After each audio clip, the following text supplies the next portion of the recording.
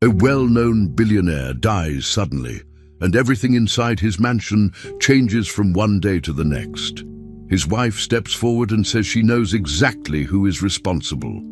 She points to the housekeeper, a woman who worked for the family for years, and claims that the quiet employee is the one behind his death. The accusation spreads quickly inside the courtroom, and people start paying attention to every move, every word, and every expression.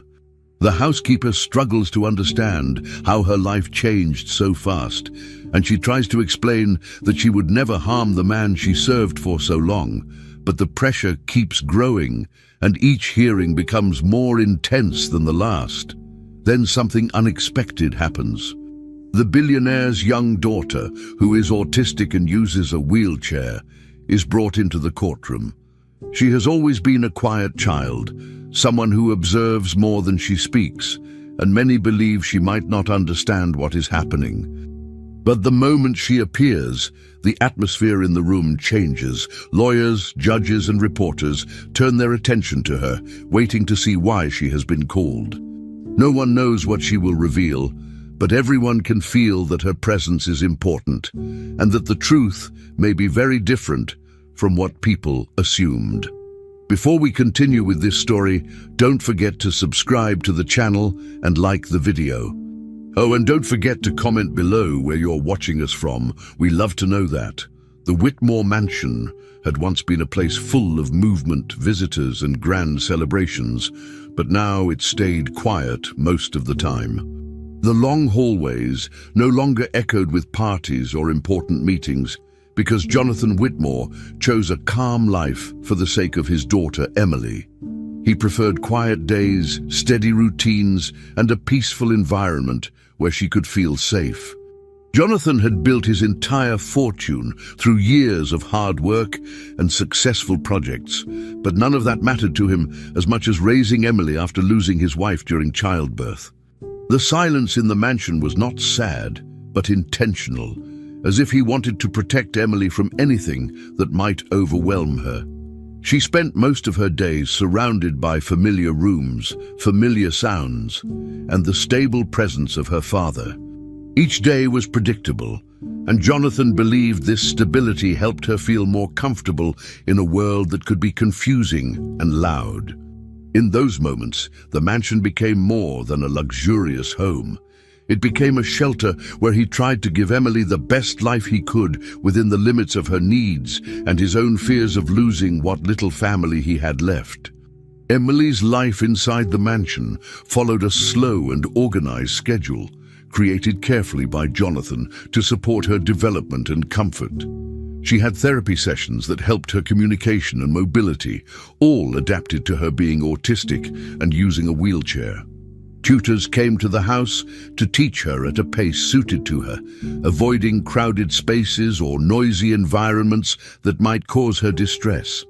After lessons, she usually spent her afternoons near Jonathan, staying close to him whether they were in the study, the garden, or the quiet living room. She enjoyed watching him work or listening to him explain simple things about his projects, even if she did not always respond in ways other children might. Jonathan never expected more from her than what she could give. He simply valued being near her. Some days they shared short conversations, other days they sat in silence, but these moments created a bond stronger than anything else in Jonathan's life. He arranged everything so Emily never felt pressured, rushed, or frightened, and he took pride in the small progress she made over time. This steady rhythm shaped both of their lives, giving them a sense of stability that Jonathan believed would last for many years. This quiet routine began to change the day Jonathan met Vanessa Carter, a woman who immediately stood out in any room she entered. She was confident, glamorous, and seemed genuinely impressed by Jonathan's achievements when they first spoke. Jonathan was not used to receiving such enthusiastic attention, especially after spending so many years focused only on his daughter and his work.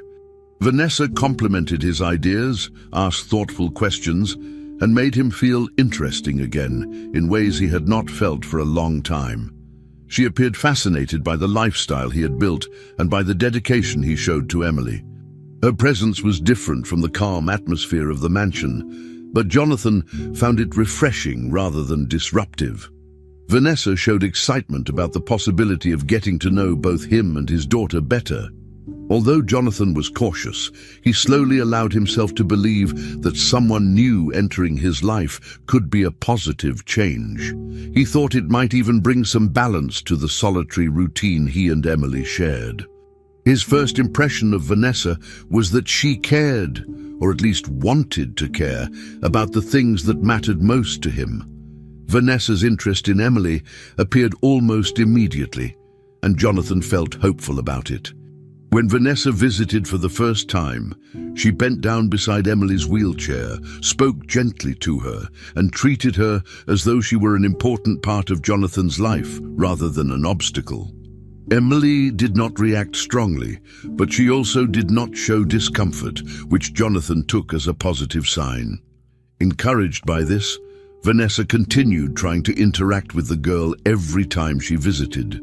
She asked about Emily's routines, therapies, and favorite activities, and Jonathan interpreted these questions as a sign that Vanessa wanted to fit into their world. He appreciated the effort, even if Emily remained reserved. Vanessa complimented the mansion, the staff, and the way Jonathan cared for his daughter, always using warm words that made him feel understood. The attention she gave him and Emily made it easier for Jonathan to open the door for more visits. Over time, it became normal to find Vanessa in the living room or garden, talking with Jonathan while Emily stayed nearby. Jonathan believed he had found someone willing to accept his life the way it was, and that belief made him lower the guards he had held up for so many years. As weeks turned into months, Vanessa's presence in the mansion grew more constant. What started as occasional visits soon became regular appearances.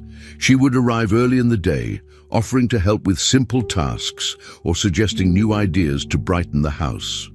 She spoke with the staff, commented on the decoration, and acted as if she belonged there even before Jonathan officially asked her to. Jonathan, wanting to give Emily a sense of normality and maybe even a family-like atmosphere, allowed these changes to happen gradually.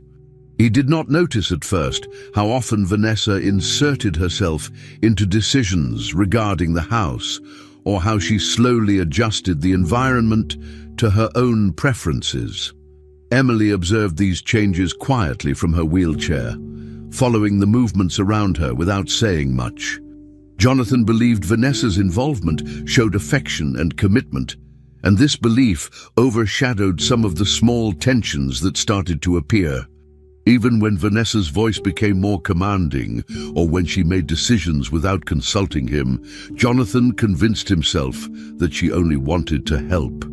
The more present Vanessa became, the more the mansion's atmosphere shifted from the peaceful isolation it once had to a place filled with her energy and opinions.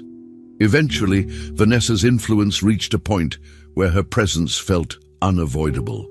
She settled into the mansion as if she had always lived there, choosing rooms for herself, giving suggestions about Emily's routines, and acting like a central figure in both their lives. Jonathan, overwhelmed by the mixture of loneliness, hope, and admiration he felt, allowed himself to believe that marrying her would make his family feel complete again. When Vanessa became his new wife, she did not hide her satisfaction. She moved through the mansion with confidence, taking her place beside him in every situation. Emily watched this shift quietly, as she did with most things, while Jonathan tried to convince himself that he had made the right decision for all of them. The mansion no longer felt like the quiet sanctuary it once was, but Jonathan hoped that the change would bring stability, companionship, and perhaps even progress for Emily. He believed Vanessa would help them build a future together, unaware of the subtle ways she had already changed the dynamics of their home. The chapter closed with Vanessa fully integrated into their lives, her presence now shaping the environment where Emily and Jonathan once lived in peaceful routine. The marriage brought changes to the mansion, But Amanda Lewis continued her daily work with the same dedication she had shown for years. She woke early, organized the rooms, kept every corner of the house clean, and made sure everything functioned smoothly. Amanda moved quietly through the halls, respecting the family's privacy, yet always staying close enough to help Emily when needed. Emily trusted her, and Amanda understood the girl's routines better than anyone except Jonathan. She knew what calmed her, what caused discomfort, and how to adjust activities so Emily felt safe. Even with the new wife living in the mansion, Amanda stayed focused on her duties, telling herself that her main responsibility was to maintain the house and protect the girl's comfort. Still, she noticed that the atmosphere was not the same anymore. She felt the change in how people walked, how they spoke, and how silence seemed heavier. But Amanda kept her thoughts to herself, believing that her place was to work quietly, not to question the new dynamics brought by the marriage. As days passed, Amanda became more aware of Vanessa's behavior, especially the way she acted when Jonathan was not around. Amanda had known many people over her years of service and could easily recognize shifts in tone or attitude. She noticed how Vanessa's mood changed quickly, as if she could turn warm in one moment and cold the next. The most troubling thing for Amanda was how Vanessa behaved toward Emily when they were alone. The softness in her voice disappeared, replaced by impatience or complete lack of interest. She did not speak kindly to the girl, nor did she try to offer comfort the way Jonathan believed she did. Amanda watched these moments quietly, always trying to stay close enough to support Emily without drawing Vanessa's anger. She understood that saying something directly could create conflict, and Amanda did not want to risk her job or worsen the situation inside the mansion. But she took mental notes, aware that the new wife was not as caring as she pretended to be. Vanessa avoided interacting with Amanda whenever possible. Even small questions, like whether she preferred a room arranged in a certain way or if she needed anything cleaned, were met with short answers. Sometimes Vanessa responded with a cold stare or acted as if Amanda had interrupted something important.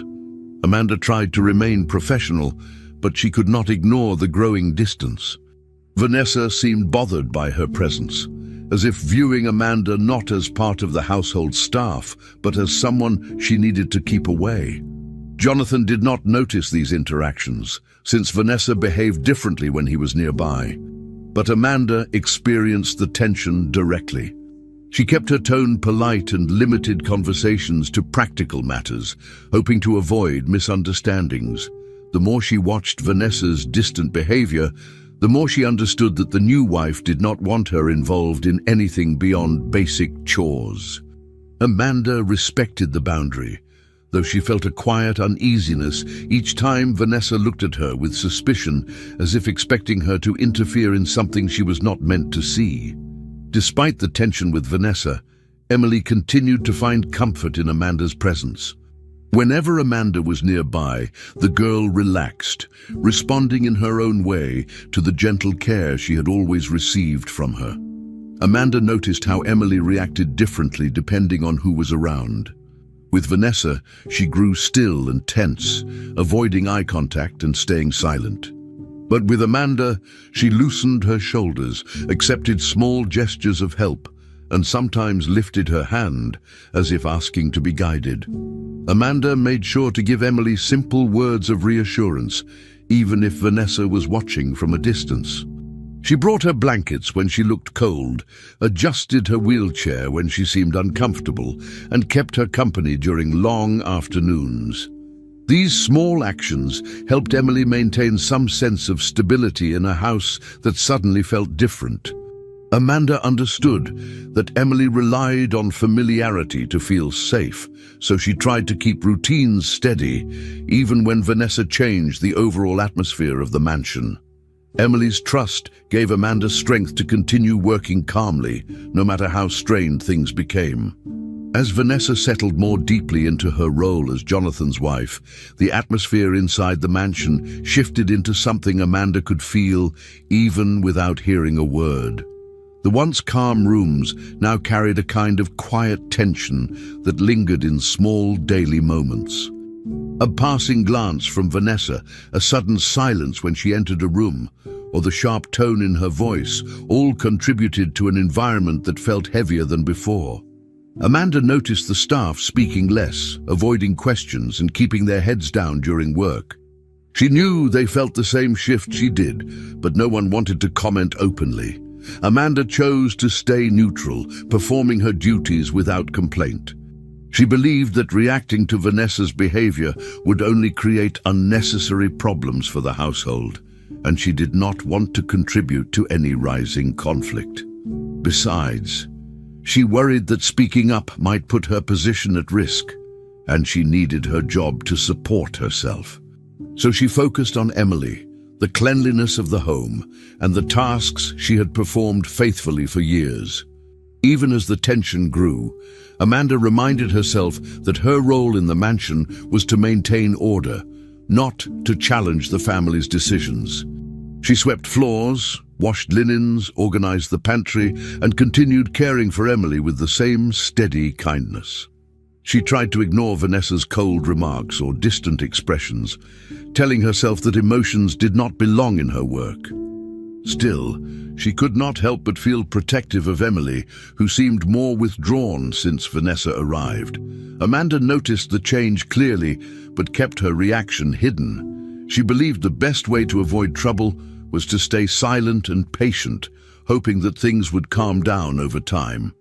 Even though the peace of the mansion had been replaced by an uneasy quiet, Amanda chose to keep her focus on her duties. She hoped that if she remained discreet and calm, she could prevent the tension from growing into something worse. For now, her goal was simple: continue working, stay near Emily, and avoid creating problems inside the house. As the weeks went by, Vanessa slowly took control of the family's routine. At first, her actions seemed like simple suggestions, but soon she began making decisions without asking anyone. She planned small events inside the mansion, changed the order of daily tasks, and gave instructions as if everything belonged to her. She created new rules about how things should be done, including what time certain rooms could be used and who could enter them. Amanda felt the changes immediately, especially when Vanessa told her she was no longer allowed in some parts of the house unless she had permission. The mansion, which Amanda once moved through freely to complete her work, now felt divided. Jonathan noticed the shift in the household, but he believed it was normal after a recent marriage, and thought Vanessa was only trying to organize things. He did not want to create conflict, so he accepted her explanations without much questioning. Emily watched all of this from her wheelchair, paying attention to each detail, even though no one realized how much she understood. The house, once calm, now followed Vanessa's pattern, and everyone adjusted their actions to her preferences, whether they liked it or not. Emily observed her stepmother closely, picking up on behaviors that others seemed too distracted to notice. Vanessa never acted openly aggressive when Jonathan was near, but when she was alone with Emily, her tone changed. She removed the girls' toys without giving a reason, placing them in places Emily could not reach. She corrected Emily's movements, sometimes grabbing the wheelchair handles too firmly or speaking with impatience. Whenever Emily wanted to spend time with Amanda, Vanessa found excuses to reduce those moments, saying she needed Amanda elsewhere or that Emily should stay in her room. Emily did not express her discomfort with words, but she felt it deeply. She noticed the difference between the calm moments she used to share with Amanda and the tense situations that happened when Vanessa was in charge. Though she rarely spoke, Emily's mind recorded each gesture, each unpleasant look, and every small action that made her feel pushed aside. She processed these moments internally, understanding more than people assumed. The mansion felt different to her, less warm and more controlled, and she could feel the change even if she did not have the words to describe it. Amanda sensed that something was wrong, but felt powerless to interfere. The new restrictions made her work harder, and the time she spent near Emily kept getting shorter. She would pass by the girls' room and see Emily sitting quietly, her eyes following Vanessa's movements with caution. Amanda wanted to offer comfort, but Vanessa always seemed to find a reason to keep her away. She limited Amanda's access not only to certain rooms, but also to daily interactions with the child, which had once been natural and frequent. Amanda missed the simple moments of helping Emily feel safe, but she knew opposing Vanessa could cause problems that might lead to her losing her job entirely. For that reason, she followed instructions even when they felt unfair. She tried to stay patient, hoping things would calm down eventually. Meanwhile, Jonathan noticed Amanda's reduced presence around Emily, but assumed Vanessa was simply organizing the staff in a more structured way. He did not imagine the tension growing between the two women or how deeply these changes affected Emily. Amanda continued working quietly, watching everything from a distance and waiting for a moment when she could safely support the girl again. Jonathan began experiencing strange symptoms that worried him, though he tried not to make them a priority. He felt tired more often than usual, sometimes needing to rest during times he would normally be active. Waves of nausea appeared without explanation, leaving him weak and unable to focus. He assumed it was stress from the marriage, combined with the responsibility of balancing his work and family life. Jonathan had always pushed himself to take care of everything, so he believed the exhaustion was simply a result of overworking. He did not think the problems were serious enough to seek help and reassured himself that a few days of rest would solve everything. Vanessa, when he mentioned feeling unwell, acted concerned and caring. She suggested he calm down, take breaks, and let her handle more responsibilities. Her voice softened whenever he spoke about his health, and she stayed close to him, offering comfort. To Jonathan, her concern seemed genuine and made him feel supported, even though the rest of the house did not feel the same. He tried to ignore the discomfort and assumed life would return to normal soon. While Jonathan struggled with his symptoms, Vanessa moved through the mansion with confidence. She acted calm and collected, maintaining a smooth routine that made it appear she had everything under control. Whenever Jonathan was in the room, she spoke kindly, kept her gestures gentle, and appeared attentive to both him and Emily. Her behavior seemed carefully prepared so that he saw her in the best possible light. But when he stepped away, Vanessa's tone shifted. She became colder, quicker with her instructions, and less patient with anyone who questioned her decisions. Her ability to change behavior depending on who was present made it almost impossible for Jonathan to suspect anything. To him, she appeared supportive and dependable during a difficult time. To Emily and Amanda, the difference was clear, even if they could not speak openly about it. Vanessa continued to shape the household according to her desires, using her calm exterior to mask her harsher side. Jonathan accepted the image she presented, unaware that the quiet tension around him was not just the result of a new marriage, but something far more complicated. In the middle of these changes, the mansion felt different for everyone living in it. Emily grew quieter, keeping her observations to herself, while Amanda continued working under new restrictions that made her role more limited than before. Vanessa kept control of almost every detail, deciding who could be where and what they could do. Jonathan's growing weakness only made it easier for her to take the lead, as he no longer had the energy to question the changes happening around him. The atmosphere in the house became heavier, not because of loud conflicts, but because of silent ones. Every person felt the shift in their own way, adjusting to Vanessa's rules and trying to avoid tension. Amanda stayed focused on her job, Emily watched everything with careful eyes, and Jonathan tried to ignore his fatigue, hoping things would stabilize. Meanwhile, Vanessa kept her behavior balanced between calm charm and hidden aggression, shaping the family routine exactly how she wanted. No one spoke openly about their worries, but the quiet discomfort spread through the mansion day by day, signaling a deeper problem that none of them could fully describe yet. Jonathan was found unconscious in his office on a day that began like any other inside the mansion. The staff expected their usual routines, and Amanda went about her work as she always did. But everything changed the moment someone noticed Jonathan lying motionless on the floor. Vanessa reacted immediately, running through the halls and shouting for help as if she had just discovered the most terrifying scene of her life. Her voice echoed through the house as she cried that her husband was not breathing. She grabbed the phone and called emergency services, speaking in a desperate tone that drew everyone's attention.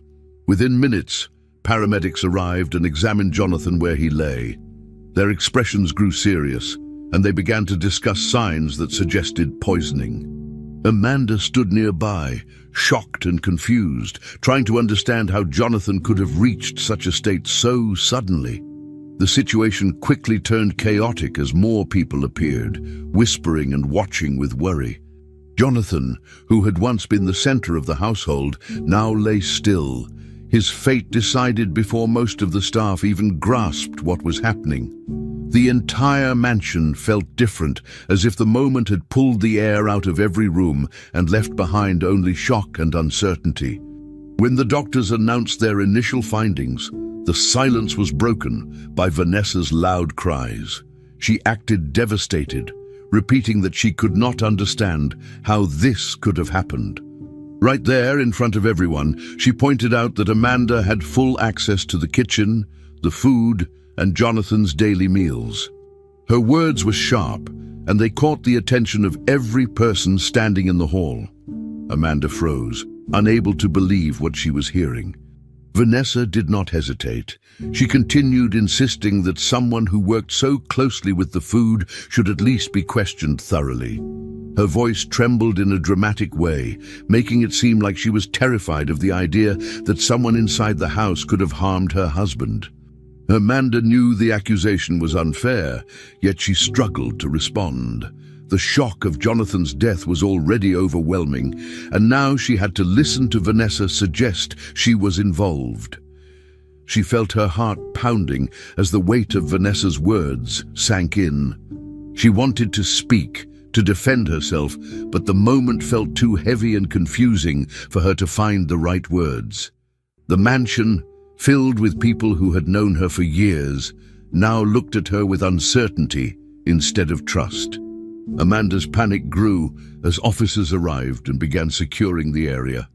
The police moved through the mansion with a serious tone, ordering staff members to stay in specific rooms while they inspected the office. Amanda watched them place tape around the doorway, collect objects, and question people individually.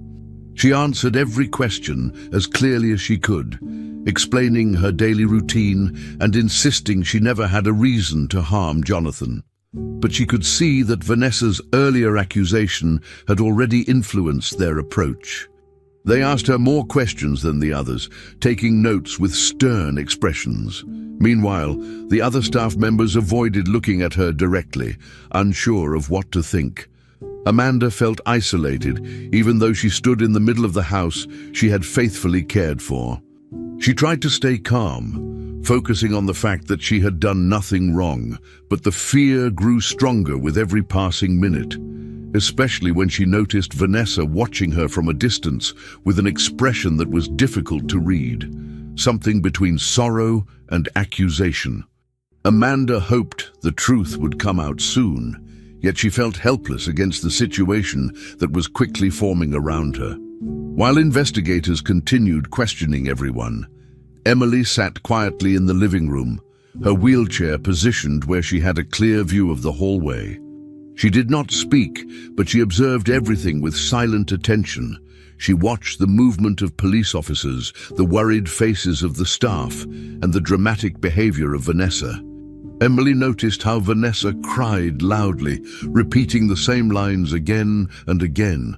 as if making sure everyone heard her distress. The child did not react outwardly, but inside she tried to understand the sudden change in the house. She had seen Jonathan weak in the weeks before, and now she was watching the aftermath of his final moments.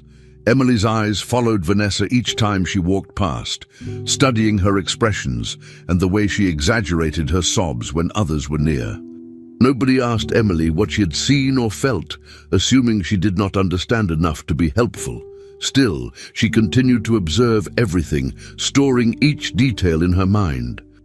Her silence, already a natural part of her behavior, made her presence almost invisible to the adults, who were too distracted to notice her careful attention.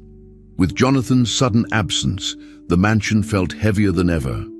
Every room carried a sense of loss, and every worker moved quietly, trying not to disturb the tense atmosphere. The person who once made decisions and kept order was gone, leaving behind uncertainty and grief.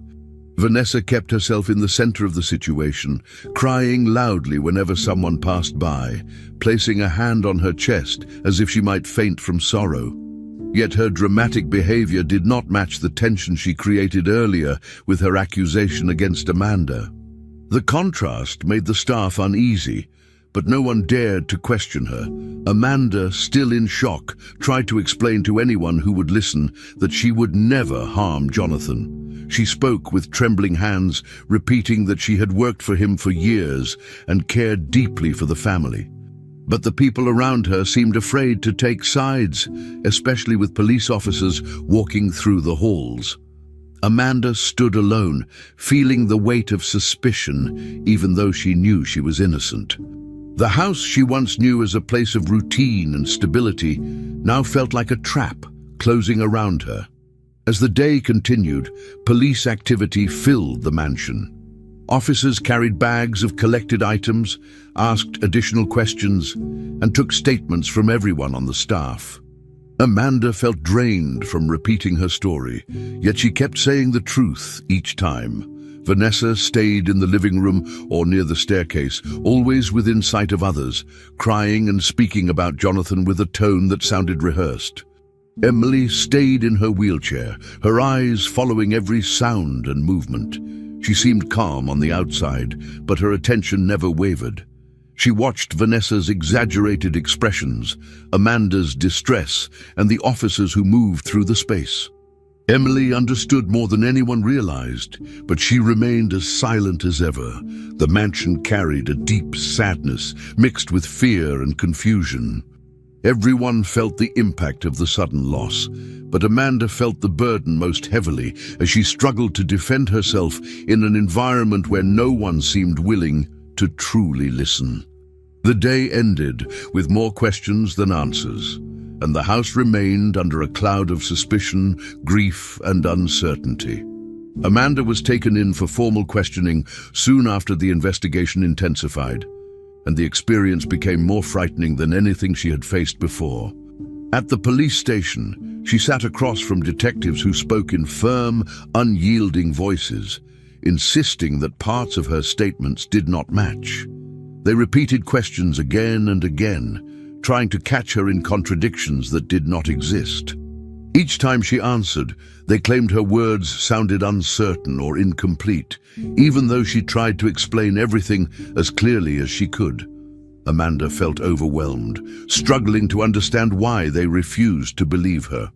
She described her routines, her years of loyalty to the family, and her shock over Jonathan's death, but none of it seemed to soften the suspicion directed at her. The room felt smaller with every passing minute as the pressure grew. Her hands shook and tears rolled down her cheeks as she tried to defend herself. She wished someone would see how terrified she was, not because she was guilty, but because she felt trapped in a situation where her truth held no weight.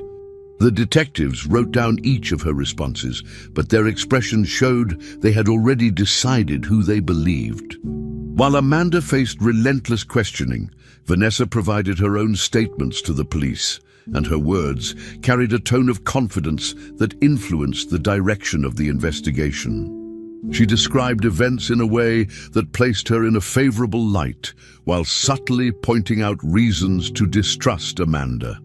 She claimed the employee had shown resentment in the past, suggesting that Amanda held hidden frustrations or jealousy. Vanessa also mentioned moments she described as strange behavior, even though these situations had never existed. Her calm manner and detailed storytelling made her seem credible to the investigators. She cried at the right moments, lowered her voice when speaking about Jonathan, and insisted she wanted justice for her husband. The detectives listened carefully, taking notes and nodding as if her version of the story made perfect sense. She positioned herself as a grieving widow surrounded by danger, emphasizing how vulnerable she felt after Jonathan's death. The contrast between Amanda's emotional breakdown and Vanessa's composed narrative only pushed suspicion further toward the longtime employee. Amanda had no idea how strongly Vanessa's statements were affecting the case. While all this happened, Emily remained inside the mansion, now cared for by a nurse hired in a hurry. The new presence felt strange to her, as the nurse tried to manage her routine without truly understanding her needs. Emily watched quietly as people moved around her, speaking in rushed voices and making decisions she could not follow. She felt the absence of Amanda deeply, since Amanda had always been the one who understood her gestures and silences. The new nurse did not know how to read her expressions or which small actions helped her feel calm. Emily tried to observe everything around her, hoping to make sense of the sudden changes in the house. She noticed Vanessa moving from room to room, always talking on the phone or meeting with investigators, and she sensed that Vanessa's behavior had shifted again now that Jonathan was gone.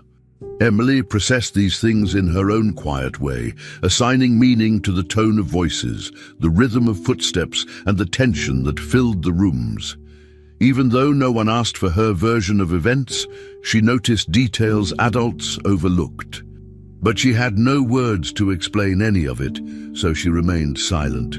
Meanwhile, Amanda's situation worsened as the investigation gained public attention. Local news outlets began reporting on the case, turning it into a spectacle that drew curiosity and judgment from people who knew nothing about her. Reporters gathered outside the mansion and the police station, repeating claims that matched Vanessa's version of events.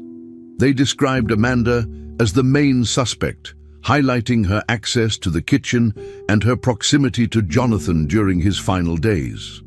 The stories ignored her years of loyalty and replaced them with speculation meant to entertain viewers. Amanda felt crushed each time she heard how the media portrayed her. She knew she had done nothing wrong, but she could not fight the force of public opinion. The weight of being labeled a suspect, especially when she was innocent, made her feel powerless. She wondered how quickly a person's entire life could be destroyed, not by actions they committed, but by stories others chose to tell. The world outside saw only headlines, not the suffering of someone who had been accused without proof.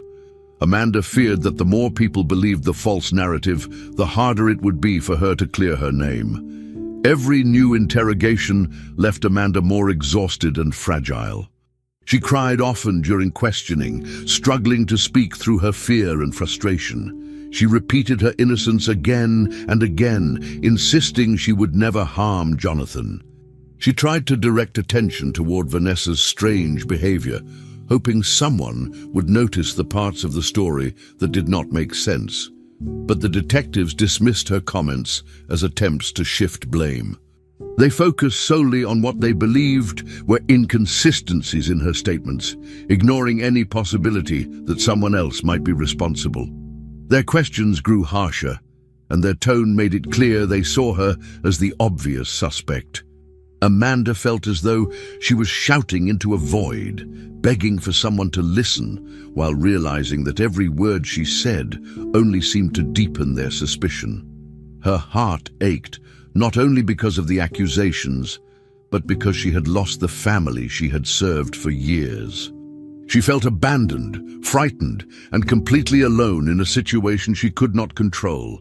Despite Amanda's pleas, the authorities seemed firmly convinced they had found the culprit. Their confidence left little room for doubt or further investigation. They relied heavily on Vanessa's testimony and the circumstances surrounding Amanda's access to the kitchen, treating these details as undeniable evidence. The detectives appeared uninterested in exploring other possibilities, focusing instead on building a stronger case against Amanda. Inside the mansion, Vanessa maintained her calm demeanor, continuing to present herself as the grieving widow, suffering from betrayal. Emily remained silent, observing everything from a distance, understanding far more than anyone realized. The case moved forward with an unfair certainty, and Amanda's truth was overshadowed by assumptions that suited the narrative forming around her. With no one willing to hear her side properly, she faced the painful reality that she might be blamed for something she had never done. The mansion, once full of order and familiar routines, now stood as the center of a tragedy and misunderstanding that threatened to destroy the life of the one person who had always cared for it with genuine loyalty. Amanda was formally taken to court as the next step in the process, and the situation felt heavier than anything she had endured before. The courthouse was filled with people who whispered about the case as she walked past, their eyes following her as if she were already guilty. Newspapers displayed headlines that repeated the same idea again and again, reinforcing the public belief that the employee was responsible for Jonathan's death. Amanda could not escape the feeling that every stranger had an opinion about her, even though none of them knew her or the truth. She entered the courtroom trembling, trying to stay calm while facing a system that already seemed biased against her. The atmosphere was overwhelming, with reporters waiting outside, officers guiding her through the halls, and curious onlookers filling the benches. Amanda felt small, surrounded by people who only saw the image crafted by the media. She knew this trial would decide her future, and the fear of being punished for something she had never done made it hard for her to breathe. Her hands shook as she sat down, waiting for the session to begin, hoping for a chance to defend herself, even though she feared her voice would be ignored once again. Emily was present too, though she remained at a distance. Judicial assistants guided her through the courthouse halls, pushing her wheelchair slowly while trying to shield her from the noise. She looked around with confusion, unsure of what all the movement and voices meant. The courthouse was loud and unfamiliar, filled with echoes, footsteps, and hurried conversations. Emily watched Amanda from afar, recognizing the fear on her face, even if she could not fully understand all the details of the trial. She also saw Vanessa standing nearby, dressed perfectly and surrounded by people who seemed eager to hear her words. Emily processed these images quietly, her mind collecting impressions and storing them like pieces of a puzzle. The environment felt tense and unfamiliar, and she kept her eyes wide open, trying to make sense of the situation. No one asked her what she felt or thought. They only focused on moving her from one place to another. Emily remained silent in her wheelchair, holding on to the only thing she could control, observing everything around her. Vanessa entered the courtroom appearing calm and composed, wearing clothes chosen carefully to match the solemnity of the event. Her posture was straight, her steps measured, and her expression showed a controlled mix of sadness and indignation. She greeted people politely, accepted sympathetic glances, and acted as if she were the grieving widow seeking justice for her husband. Every gesture she made seemed calculated to reinforce the idea that she was strong, yet deeply wounded by the tragedy. She positioned herself where everyone could see her reactions, especially when Amanda was brought into the room. Whenever someone spoke about Jonathan, Vanessa lowered her head slowly or pressed her lips together, giving the impression she was struggling to hold back emotions. Her performance strengthened the narrative the public had already accepted, casting her as the victim and Amanda as the threat. She kept her voice soft when answering questions and looked distressed at the appropriate moments, making it easy for observers to believe she was only seeking the truth. Her composed presence contrasted sharply with Amanda's visible fear, shaping the courtroom atmosphere even before the session formally began. Amanda sat at the defense table, trembling and overwhelmed. She did not have the resources to hire well-known lawyers, so she depended on the public defender assigned to her case.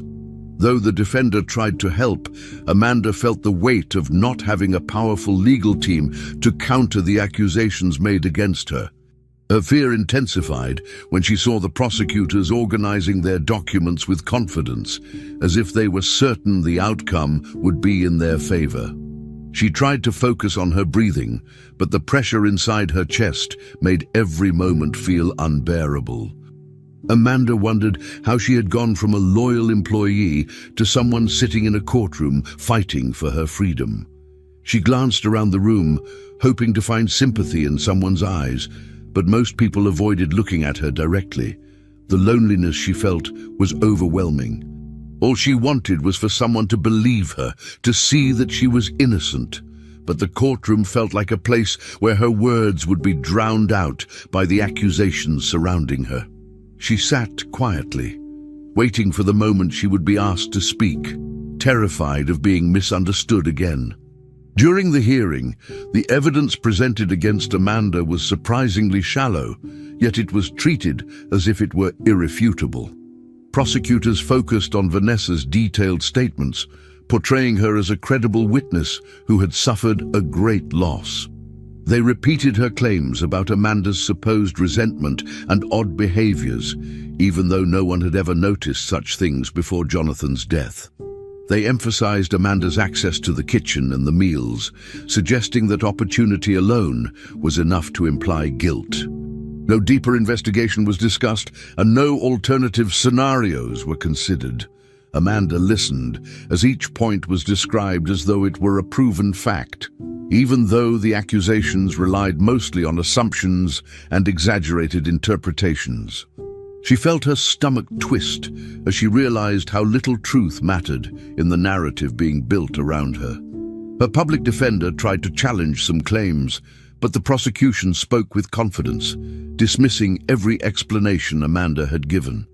The imbalance in the courtroom became clear as the session went on, and Amanda felt increasingly powerless while watching her fate slip further out of her control. As the hearing continued, Amanda felt the weight of a looming sentence pressing down on her. Every word spoken by the prosecution carried the threat of a future she feared deeply, a future where she would be condemned for something she had never done. She fought back tears as she thought about her years of service, her dedication to Jonathan, and the care she had always given Emily. None of it seemed to matter now. The courtroom atmosphere made her feel as if she had been judged long before she stepped inside. She sensed that many in the room had already accepted the version of events shown in the media, and that her voice carried little influence compared to Vanessa's polished testimony. Emily watched quietly from a distance, unable to intervene even though she had seen things others had ignored. Amanda felt completely alone, trapped by a system that seemed determined to blame her. As the session moved toward its end, she understood that her future depended on people who had not truly listened to her. The fear of being unjustly punished settled deeply inside her, leaving her desperate for any sign that someone might finally see the truth. Emily spent the days inside the mansion quietly, but her mind was far from still. She replayed the events of the past weeks again and again, organizing them in a way only she could understand. Her memory worked like a collection of clear images, each one stored exactly as she had seen it. She remembered small details that most adults had ignored, fragments of conversations whispered in hallways, the way Vanessa moved around the house when no one else was watching, and the objects she handled near Jonathan's meals. Emily remembered seeing bottles hidden behind larger items on shelves, as if they were meant to stay out of sight. She also recalled the soft sound of a drawer opening late at night, followed by Vanessa placing something inside and locking it right away. These memories were not confusing to Emily. They were arranged in her mind with precision. While everyone else assumed she was too quiet or too distracted to notice anything, Emily had absorbed every detail.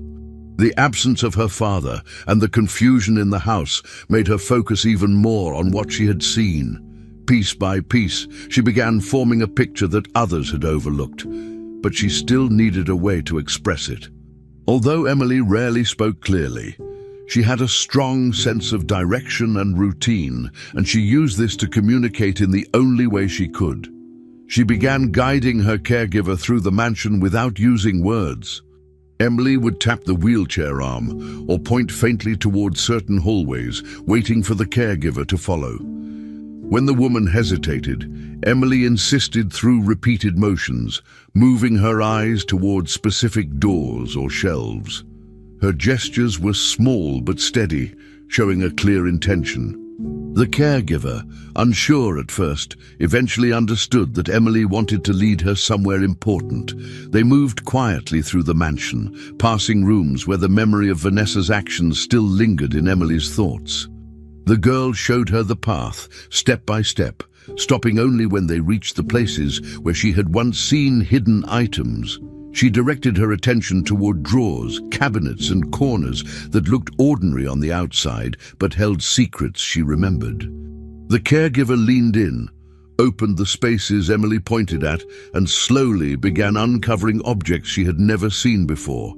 Small bottles, containers, and items that seemed out of place.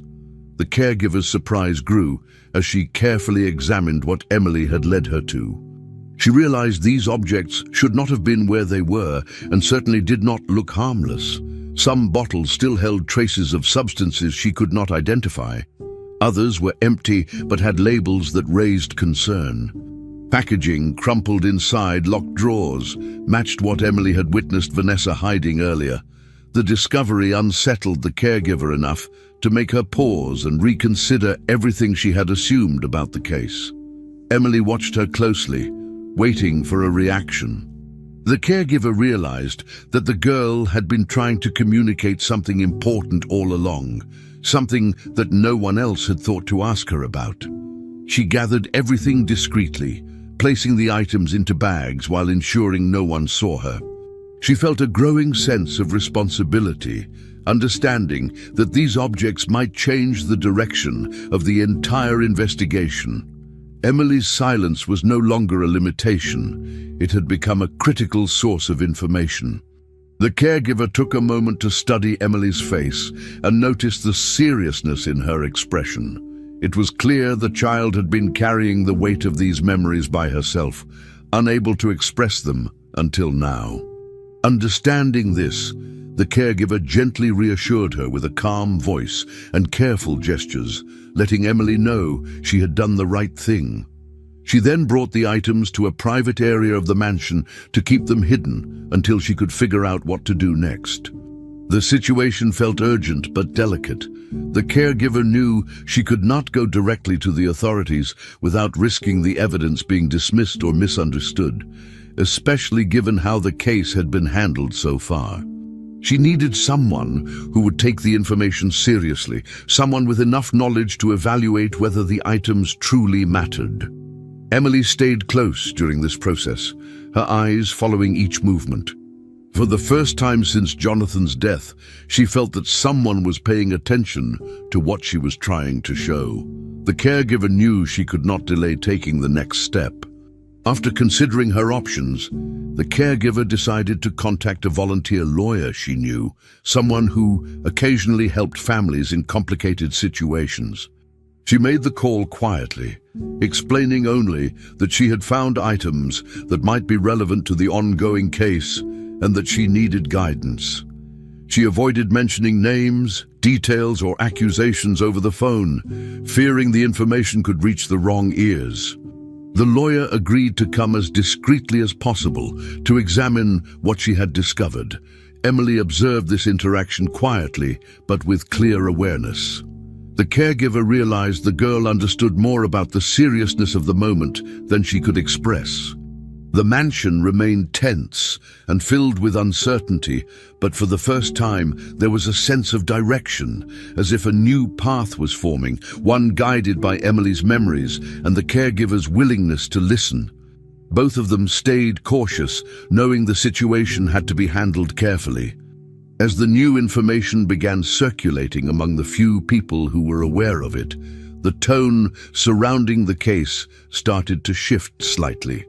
The volunteer lawyer reviewed the items and quickly recognized that they needed to be analyzed by professionals. He took photographs, documented their locations, and ensured that the objects were preserved in a way that would make them admissible if needed. Word spread quietly among people close to the situation, and whispers of doubt began to form. For the first time since the investigation started, Amanda was no longer the only focus. Some individuals began questioning whether the case had been pushed too quickly in one direction. Emily watched these changes unfold silently, her eyes following each conversation with careful attention. The atmosphere in the mansion remained tense, but now there was room for possibility, room for the truth to emerge from the details she had held so clearly in her mind. The courtroom grew tense when the volunteer lawyer entered, carrying a sealed box filled with the items recovered from the mansion. He walked with urgency, asking for the session to be paused because the evidence he had brought was too important to ignore. The judge, noticing the seriousness in his tone, allowed him to approach and present the materials. As he opened the box, the room filled with whispers. Inside were bottles and containers containing residue that matched the type of poison suspected in Jonathan's death. The judge ordered the items to be inspected immediately, and the clerk carried them to a nearby table for examination. Prosecutors exchanged confused glances, trying to understand how such significant evidence had surfaced so suddenly. Amanda, sitting silently beside her public defender, felt her chest tighten with a mixture of hope and disbelief. For the first time since the accusations began, someone had brought something that might prove her innocence. She watched the scene unfold, her hands shaking, barely able to comprehend that this discovery might finally shift the direction of the case. The courtroom, once filled with certainty about her guilt, now held an air of confusion and anticipation as everyone waited for the judge's reaction. Vanessa's reaction was immediate and dramatic. The moment the bottles were displayed, she widened her eyes and raised a hand to her face, acting shocked as if she had just learned something unthinkable. She loudly insisted she had no knowledge of the items and that she was horrified by their presence in the house. Her voice carried through the room, trembling in a way that seemed practiced. She claimed the evidence must have been planted or forgotten by someone else. But her dramatic reaction did not match the calm confidence she had shown earlier during the hearing, and the contrast caused a noticeable shift in the attention of those observing. People in the audience leaned forward, watching her carefully. The lawyers exchanged quiet comments, and even the judge studied Vanessa with a more skeptical expression. Vanessa continued speaking, insisting she was as shocked as everyone else, but her exaggerated tone only made her seem less believable. For the first time, the certainty that had surrounded her testimony began to weaken, and suspicion slowly shifted away from Amanda. The caregiver was called to the stand soon after, and she explained how Emily had guided her to the hidden places in the mansion. Her voice was steady but nervous as she told the judge that the child had insisted, through gestures and movements, that there were important objects stored in specific drawers and corners. She described following Emily's directions step by step and discovering the bottles exactly where the girl had indicated. The courtroom listened intently, aware that Emily's involvement added a new layer to the situation. The caregiver emphasized that she trusted the girl's memory because Emily had shown unusual accuracy in retracing her experiences. Her testimony brought something new to the case, the idea that the child had seen more than anyone realized. This revelation stirred uncertainty among the jurors and observers. The judge took notes carefully, recognizing that the new information had come from someone who had no personal reason to lie. The caregiver's words cast doubt on the earlier accusations against Amanda and challenged the narrative that Vanessa had built around herself. The tension in the courtroom increased as everyone sensed that the case was shifting. The judge then ordered that Emily be brought into the courtroom to clarify what she had observed. The assistants carefully guided her wheelchair into the room, and the entire audience turned their eyes toward the girl. Emily remained calm, though her eyes flicked from one person to another, absorbing the atmosphere. She looked small and fragile in the large courtroom, but her presence carried unexpected weight. The judge spoke to her slowly, making sure she understood she only needed to show what she had seen. Emily nodded lightly, signaling her readiness. The caregiver and the volunteer lawyer stayed close enough to reassure her, but did not interfere. The room fell quiet, giving Emily space to express herself. Everyone understood that her memory could be key to revealing the truth. Her wheelchair stopped in front of the judge's bench, and she observed the courtroom with careful attention, just as she had observed the mansion in the weeks before. The silence inside the room became almost heavy as the adults waited for her next move, unsure of how much she would reveal.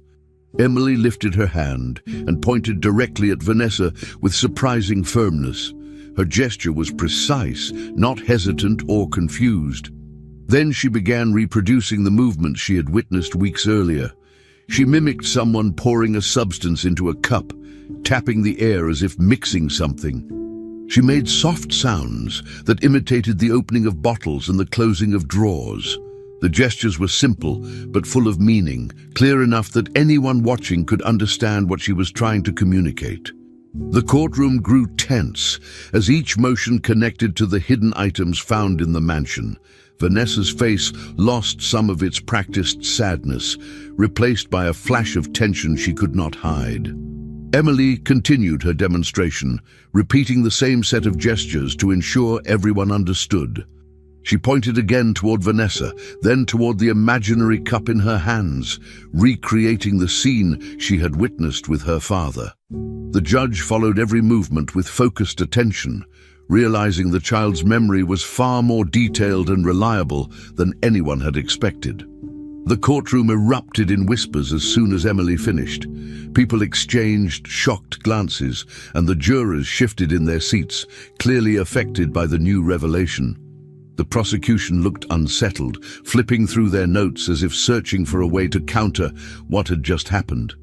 Amanda covered her mouth with shaking hands, tears filling her eyes as hope grew inside her for the first time since her arrest. Vanessa tried to regain her composure, insisting that Emily was confused and misunderstood what she had seen. But her voice no longer carried the same confidence, and her explanations seemed weak compared to the clear gestures the girl had displayed.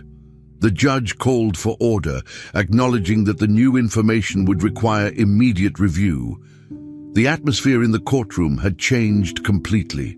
The certainty that once condemned Amanda was now replaced by doubt directed at Vanessa, whose behavior was no longer matching her earlier statements. Emily, seated quietly in her wheelchair, had done what no one else had been able to do. She brought the truth into the open, leaving the courtroom in a tense silence filled with questions that could no longer be ignored. The prosecution requested an immediate reassessment of the case as soon as the new evidence appeared.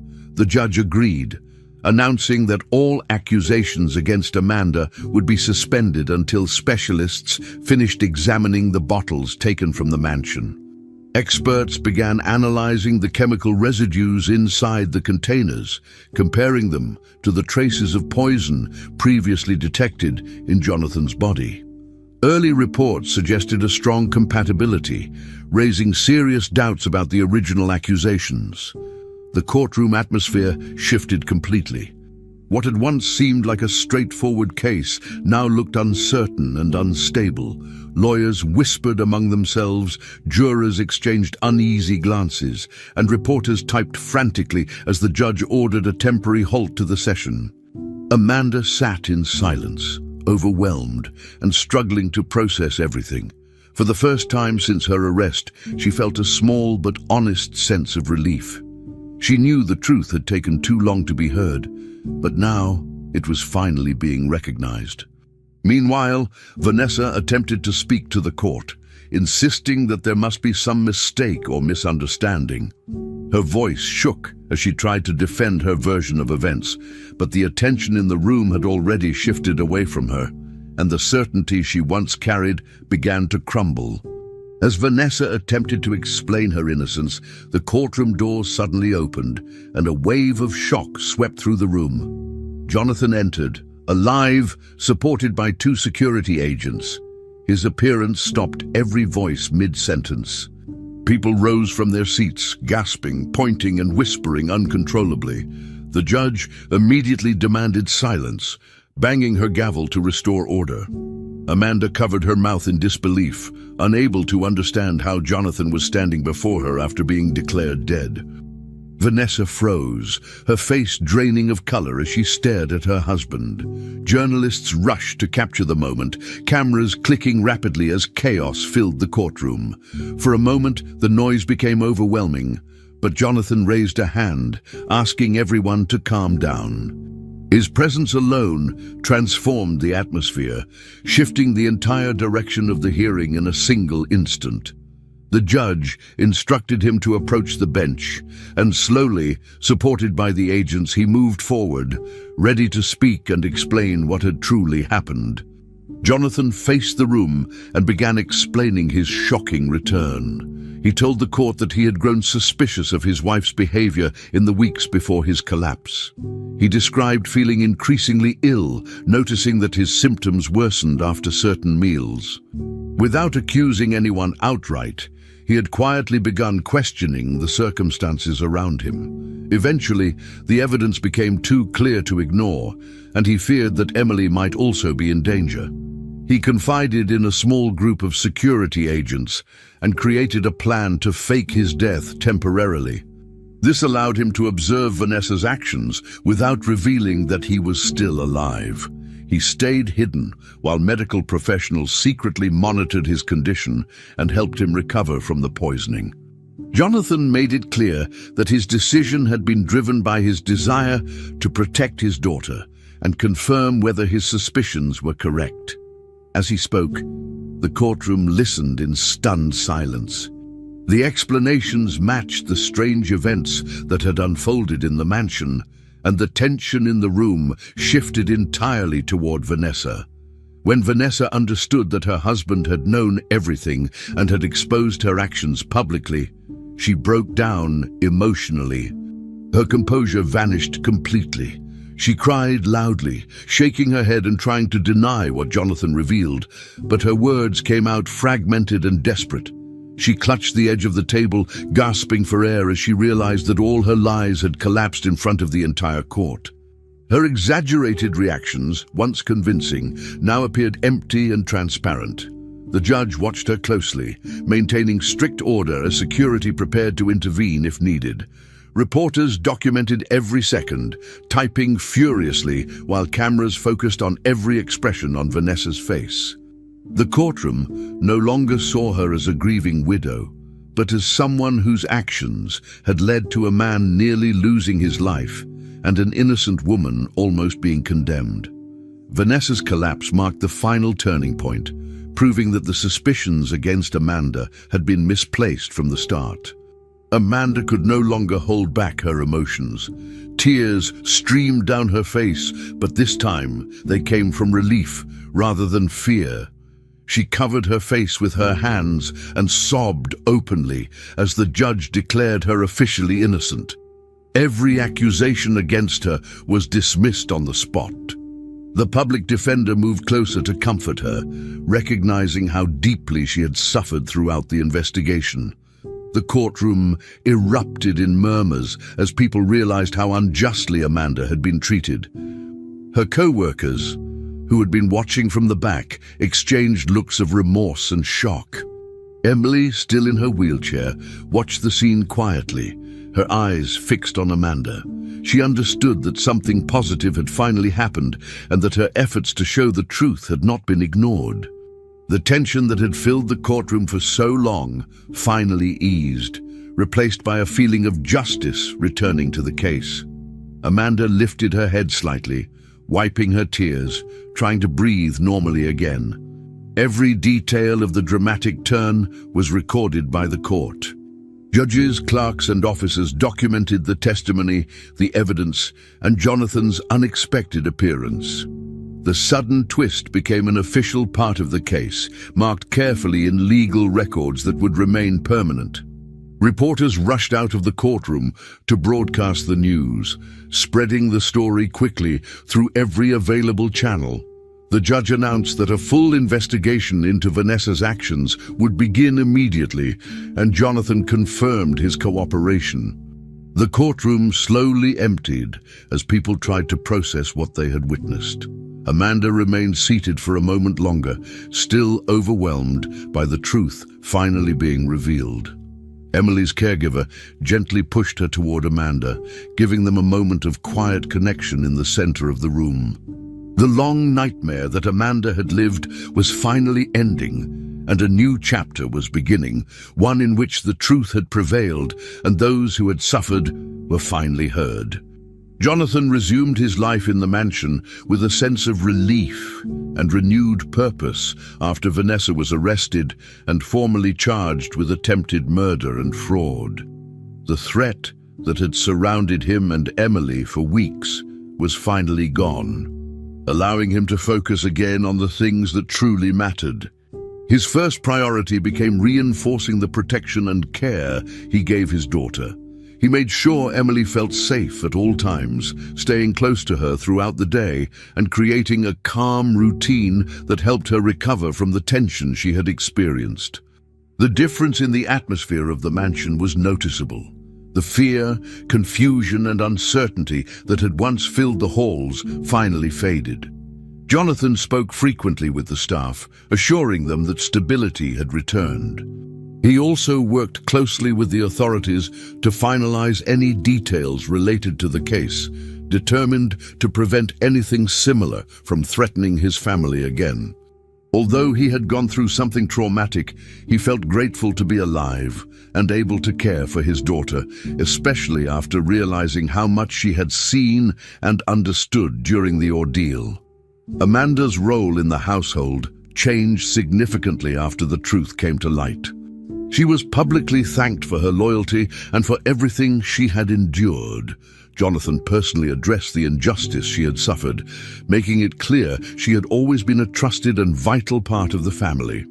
He reinstated her position in the mansion with an increased salary and new privileges that reflected his gratitude. For Amanda, returning to the house brought a wave of emotion. She walked through the familiar rooms with a sense of relief, knowing she no longer had to fear suspicion or accusations.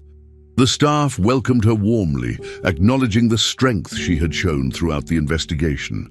Her presence once again brought comfort to Emily, who reacted positively the moment she saw Amanda back in her routine. Amanda embraced her responsibilities with renewed energy, eager to help restore peace in the household. She felt valued in a way she never had before. As Jonathan made it clear, she was not just an employee, but an essential member of their family. Emily underwent medical and psychological evaluations after everything had ended. Specialists were impressed by her exceptional observational skills and her ability to remember details with accuracy. They praised her capacity to recognize important patterns and communicate them in her own way. These evaluations helped Jonathan understand just how deeply Emily had perceived the events happening around her, even without using many words. He felt proud of her strength and relieved that she had finally been acknowledged for her intelligence. Emily's improvement was gradual but visible. With the danger gone, she responded better to therapy sessions, and she showed more comfort in her daily activities. Her caregivers adjusted her routines to give her space to relax and recover emotionally. The people around her learned to trust her quiet nature even more, knowing she had played a crucial role in revealing the truth. Emily's confidence slowly grew as she recognized that the adults around her were paying attention to her signals, something that made her feel more secure. The mansion itself was reorganized as part of a symbolic and practical effort to erase the negative memories left behind. Jonathan oversaw this process carefully. He instructed the staff to remove all items associated with the trauma, including anything connected to Vanessa. These objects were taken away to prevent Emily, or anyone else, from being reminded of the difficult period they had endured. The house underwent a subtle transformation, with rooms rearranged and new safety measures installed. Security systems were updated, and stricter protocols were put in place to protect everyone living there. Jonathan wanted the mansion to be a place of stability and healing. With the staff working together, the home began to feel restored, no longer carrying the heavy atmosphere that had lingered for so long. Each cleaned corner and reorganized space helped the family move forward from the tragedy, turning the mansion back into the peaceful environment it had once been. Jonathan became more present in Emily's daily life.